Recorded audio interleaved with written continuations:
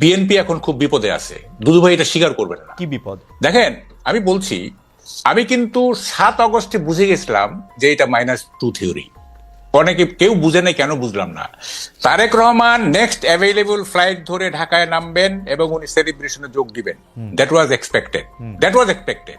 যেখানে আনসারুল্লাহ টিমের ইয়েকে ছেড়ে দেওয়া হয়েছে, তারপরে শিবিরের আপনার চিটাগাং এর ইয়েকে ছেড়ে দেওয়া হয়েছে, তারপর আরো অনেক জঙ্গি ছেড়ে তারেক রহমানকে প্রেসিডেন্টের এক কলমের খোঁচায় উনি মানে কি বলে অ্যাকুইটেড হয়ে যাবেন এবং উনি চলে আসবেন, সেলিব্রেশনে যোগ দিবেন। তিনি আসলেন না। যখন আমি 8 তারিখ পর্যন্ত ওয়েট করছি, যখন দেখলাম যে 8 তারিখ পর্যন্ত তিনি আসলেন না, আমি বুঝে গেছি কেস খারাপ। তিনি কেন আসেন?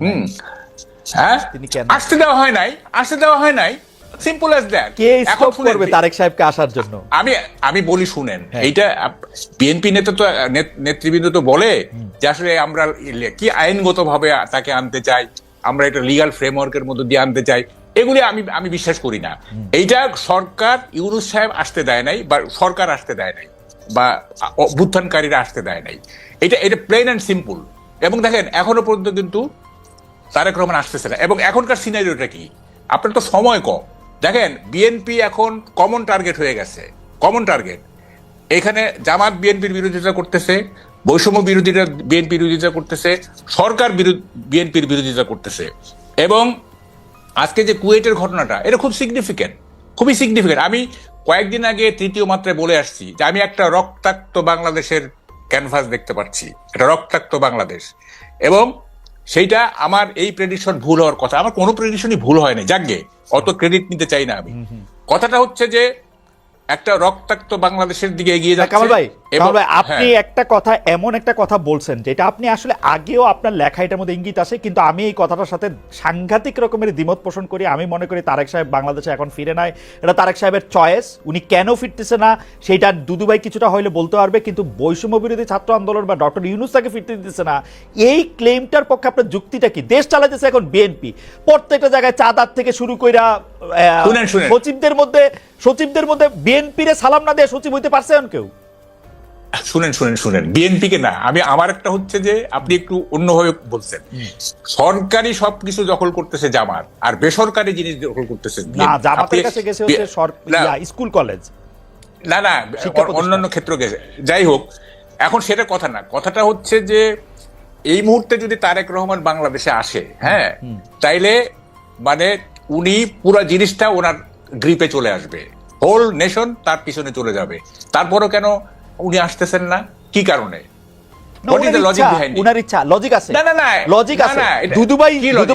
আমার লজিক আমি দেই। তারেক সাহেবকে 15 বছর উনি ক্ষমতায় ছিল না, উনার অনেক ডার্টি লন্ড্রি জমছে, এগুলি উনার পরিষ্কার করে তারপর উনি আসবে। উনি আগে কেন আসবে? না, শুনেন, দেখেন, 5ই আগস্টের পরে তারেক রহমান যে ধরনের মানে ভূমিকা নিছেন, যে ধরনের বক্তব্য দিচ্ছেন, ওনার ইমেজ অলরেডি মানে কি বলে যে পুনর্বহাল হয়ে গেছে। ওনার কিছু ইমেজ খারাপ ছিল, মানে এই 2001 থেকে 2005 পর্যন্ত কিছু খারাপ হয়েছিল। এখন এটা পুনরুদ্ধার হয়ে গেছে। এখন আর উনি কেন ওয়েট করবেন, আমি তো এটি বুঝতেছি না। হ্যাঁ, উনি একটা ডেমোক্রেটিক পার্সোনালিটির ইমেজ ডেভেলপ করছেন এই গত 6 মাসে। উনি শান্তিপ্রিয় একজন নেতা হিসেবে নিজেকে মানে এস্টাবলিশ করছেন। উনি মানে এই সরকারকে সবসময় সহযোগিতা করার উনি দিয়েছেন, নেতা কর্মীদের বলতেছেন এই সহযোগিতা করতে। তারপরে উনি আসবেন না। This is a paradox. এটা আপনি বললে হবে না। দেখেন, আমি ডাকসুর ডিবেট চ্যাম্পিয়ন, আমাকে উল্টাপাল্টা লজিক দিলে কিন্তু আমি পারবো না। আচ্ছা বাউকাল ভাই, আপনার লজিক আমার কাছে অসাধারণ লাগছে। আমি এটা একটু দুদু ভাইয়ের কাছে জিজ্ঞেস করি। দুদু ভাই, আপনার কাছে কি মনে হয়? আমি শুধু একটা জিনিস আপনাকে বইলা রাখি। মাউকাল ভাই, এই পর্যন্ত সরকার আসার পরে যা কিছু হয়েছে, বিএনপি চায় না এরকম কোনো কিছু না। আমি খালি আপনার মনে করা দিতে চাই, এই বৈষম্য বিরোধী ছাত্রদের আন্দোলনের মধ্যে এটা হয়েছে, তারা প্রেসিডেন্টের সরাতে চাইছিল, পারে নাই। তারা সংবিধানের প্রোক্লেমেশন দিতে চাইছিল, পারে নাই, কারণ বিএনপি চায় নাই। আওয়ামী লীগের নিষিদ্ধ করার প্রশ্নে বিএনপি চায় নাই বলে তারা এটা করতে পারে নাই। বিএনপি এখন মানে কি বলে ডিফেক্টো ক্ষমতায়। তারেক সাহেব যেদিন ইচ্ছা এদিনে আসতে পারে। তারেক সাহেবের বক্তব্য মানে কি বলে, আগে বিসমিল্লাহ পরে সুবহানাল্লাহ পয়রা প্রচার করা হইতেছে সবগুলি সরকারি জায়গায়। আমি তো এরকমই দেখতেছি যে তারেক সাহেব অলরেডি ইন পাওয়ার। যাই হোক, আমি দুদু ভাইয়ের কাছে একটু জিজ্ঞেস করি, দুদু ভাই, তারেক সাহেব আসে না কেন? সরকার তাকে আসতে দেয় না, বৈষম্য বিরোধী ছাত্র আন্দোলন তাকে আসতে দেয় না। কামাল ভাই অনেক বড় সাংবাদিক, অনেক বড় থিঙ্কার, এবং অনেক বিচক্ষণ ব্যক্তি। তো সেই হিসাবে কামাল ভাই যেসব কথাগুলো বলেছেন, গণতন্ত্রের একটা সৌন্দর্য আছে। আমি একাও যদি একটা বিষয় ভাবি, সেটা আমি বলতে পারি, ভাবতেও পারি, চিন্তাও করতে পারি। তো সেটা আমার মনে হয় না যে ডিফার করার কিছু আছে। তবে এতটুকু বলি যে তিনি যে কথাগুলো বলেছেন, আমি জানা মতে এ পর্যন্ত আর দ্বিতীয় কোনো আমাদের শুভানুধ্যায়ী বা আমাদের ভালোবাসার মানুষ আর কেউ এই কথাগুলো বলেছে যে বৈষম্য বিরোধীরা তাকে আটকাইছে, সরকারের টপমোস্ট ডক্টর ইউনূস তাকে বাধা দিছে। এই কথাগুলো বোধহয় আপনার অনুষ্ঠানে যদি না আসতাম আর কামাল ভাইয়ের কথাগুলো না শুনতাম, তাহলে আমার একটা গ্যাপ থেকে যেত। এরকম কথাও তাহলে কেউ কেউ ভাবছে যে তিনি এই বাধার কারণে তিনি আসতে পারছেন না। এটা আমার কাছে মনে হয়েছে। তো কামাল ভাইকে ধন্যবাদ যে একটা নতুন কথা। দুদু ভাই, আপনার অনুমতি নিয়ে কি আমি একটা প্রশ্ন করতে পারি? কামাল ভাইয়ের কথা কিন্তু খুবই লজিক্যাল, কারণ এই পর্যন্ত বিএনপি তারেক সাহেবের না আসা পর্যন্ত সম্পর্কে যেই যুক্তিগুলি দিছে, একটা যুক্তিও ঠিক না। আইন আদালতের হ্যান ত্যান এগুলি একটাও ঠিক না। এটা নিয়ে আমি আলাদা ডিবেট করতে পারি, কারণ ইন অ্যাবসেন্সিয়া তার মামলাগুলি খারিজ হয়ে যেতেছে। উনি দেশে আসবেন, মামলা খারিজ হবে, এতে কি সমস্যা? আমি তো বুঝি না। আমি তো আমার মনে হয় যে এই 1 মিনিট বা 1.5 মিনিটের মধ্যে যে কামাল ভাইকে আমি সমালোচনা করছি বা কোনো শব্দ ব্যবহার করছি, এটা তো মনে হয় না। ঠিক বেঠিকও বলি না, আমি এতটুকুই বলছি যে এটা গণতন্ত্রের সৌন্দর্য। এটা ভাবতেই পারে, বলতেও পারে। সত্য মিথ্যা আগামী দিনে এটা নির্ধারণ হবে, এখনই এটা ঠিক করা দরকার নেই। আর 2 নম্বর হচ্ছে বিএনপির পক্ষ থেকে যেটা বলছে, উনি আমাদের এই মুহূর্তে বিএনপির সর্বোচ্চ নেতা। কিছু কিছু ব্যাপারে তো তার নিজস্ব কিছু সিদ্ধান্ত থাকতে পারে। সব সিদ্ধান্ত সবার সঙ্গে একেবারে ভেঙে তারপরে সিদ্ধান্ত নিতে হবে এমন কথাও নাও থাকতে পারে, কিন্তু সর্বোচ্চ নেতা। তো তিনি, আমার মনে হয় এই জিনিসগুলো দেখছেন না, বুঝছেন না, জানছেন না, এটা আমার মধ্যে ঠিক না।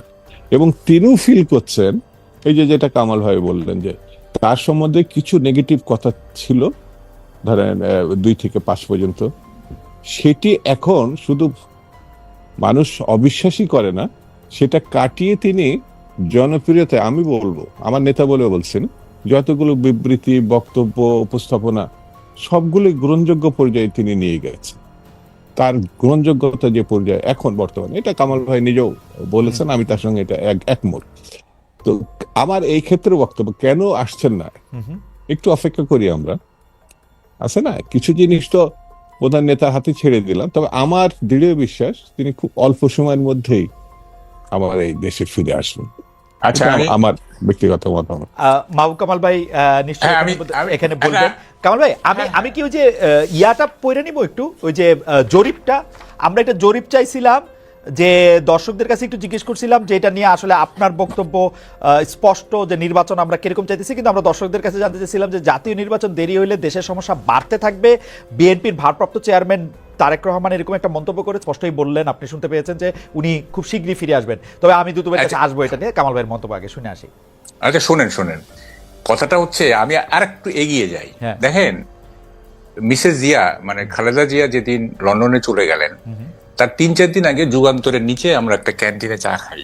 তো কে জানি বলতেছিল যে বিএনপি কে করতে -2 থিওরি, এটা 111 মতো। দোকানদার যে, তাকে আমি বলছিলাম যে আমি কিন্তু টক শোতে বলবো, আপনি শুনেন, সে শুনছে, আমি একটা টক শোতে বলছি। দোকানদার বলতেছে যে -2 না, -3। তাই বলে -3 মানে -3 আবার আসলো কোত্থেকে? বলে যে তারেক জিয়া, খালেদা জিয়া, শেখ হাসিনা, -3। মানে সে বলতে চায় খালেদা জিয়াকে আসতে দেওয়া হবে না। আমি এটা আই ডো নট এন্ডোর্স, সে বলতেছে আর কি, দোকানদার কিন্তু সে, হ্যাঁ, এইভাবে সে ভাবতেছে। যাই হোক, এখন দেখেন মানে বিষয়টা কোথায় গিয়ে দাঁড়াইছে। এই যে মানে স্থানীয় সরকার আগে না কি বলে যে জাতীয় নির্বাচন আগে, এইটাতে যে এই যে গভর্নমেন্ট উপদেষ্টারা বা গভর্নমেন্ট যে স্থানীয় সরকারের পক্ষে নিল, মানে এটার পক্ষে থাকলো, এটার কারণটা কি? এইটার কারণটা হচ্ছে যে বিএনপিকে মার্জিনালাইজ করা। তারা ক্ষমতায় থেকে ছাত্রদের দিয়ে তারা গ্রাসরুট লেভেলে অর্গানাইজেশন করবে, অর্গানাইজেশন শেপ একটা ভালো জায়গায় ভালো একটা অর্গানাইজেশনের শেপ দিয়ে তারপরে তারা ন্যাশনাল ইলেকশনে পার্টিসিপেট করবে, যাতে তারা ন্যাশনাল ইলেকশনে জিততে পারে। এটাই তো উদ্দেশ্য। এছাড়া আর কি উদ্দেশ্য থাকতে পারে? না না, কারণ যেখানে এখন আমার উদ্দেশ্য থাকতে পারে আমি বাংলাদেশের বা পৃথিবীর সবচেয়ে বিলিয়নিয়ার হইতে চাই, এটা একটা উদ্দেশ্য হইতে পারে, কিন্তু এটা ফলাফল তো আমি দেখতে পাচ্ছি 3 সিট, হ্যাঁ 3 সিট কোন ম্যাক্সিমাম। এই যে ধরেন যদি এইটা সত্যি সত্যি এইটাই উদ্দেশ্য থাকে, এই উদ্দেশ্য তো কোনোদিন সফল হবে না। মানে আমরা তো পলিটিক্স দেখছি, শুনেন, পার্টির আমি- পলিটিক্স এই আমি প্রথম বলছি- দেখতেছি তা তো না, আরো তো দেখছি। শুনেন আমাকে বলতে দেন, আমাকে বলতে দেন। জি। আমি তো বলতেছি বিএনপির সবচেয়ে খারাপ ক্যান্ডিডেটের সাথে একজন ইনফ্লুয়েন্সিয়াল সমন্বয়ক জিতে আসুক দেখি। রাইট, দেখেন, রাজনীতি এবং নির্বাচন কিন্তু দুইটা ভিন্ন জিনিস। Absolutely. 91-এ আওয়ামী লীগের মিছিলের ঠেলায়, মিটিং এর ঠেলায় আমরা টিকতে পারি নাই। সবাই বলতেছে যে 220টার উপরে পাবে Awami League. I was the loan যে আমি বলছিলাম যে বিএনপি জিতবে। হ্যাঁ, এবং দেখেন সাইলেন্ট ভোট হয়ে গেল এবং বিএনপি জিতে গেল। জনসভা দিয়ে কখনোই মানে মাপা যাবে না। রাজনীতি দিয়ে এটা দিয়ে ইলেকশন মাপা যাবে না, Right. ইলেকশন মাপা যাবে না। তো ফলে এই যে তারা শ্রম দিচ্ছে না, এই যে এত শ্রম দিচ্ছে এবং এর পিছনে বহু টাকা যাবে, বহু চাঁদা, মানে চাঁদা দিবে লোকজন, ভালোবেসে চাঁদা দিবে। হ্যাঁ, তারপরে এই যে এত টাকার কি, মানে what is the use of all this things? হ্যাঁ, আমি তো এইটার কোনো দেখেন, আপনি দেখেন খালেদ, আপনি আমাকে মানে একদিন একা ডাইকেন তো, মানে আমার কথার পাহাড় জমে আছে, মানে এই যে 1 ঘন্টা তাও দুইজন আমার মানে মানে কথা শেষ না আচ্ছা ঠিক আছে, আমি আচ্ছা, আমি একটু এখন- কামাল ভাই আপনার কথা আমি একাই শুনতে চাই, আপনি ওই জায়গাটাতে একটু বলেন তো, আমি বোধহয় আপনাকে ডিস্টার্ব করতেছি যে আপনি বলেন, বলেন। ওই জায়গাটা একটু বলেন তো যে আপনার কাছে কেন মনে হচ্ছে যে বিএনপি এর প্রতি অনেকে টার্গেট করতেছে, এই জন্য বিএনপি দুর্বল হইতেছে এবং বিএনপির শীর্ষ নেতৃত্ব আসলে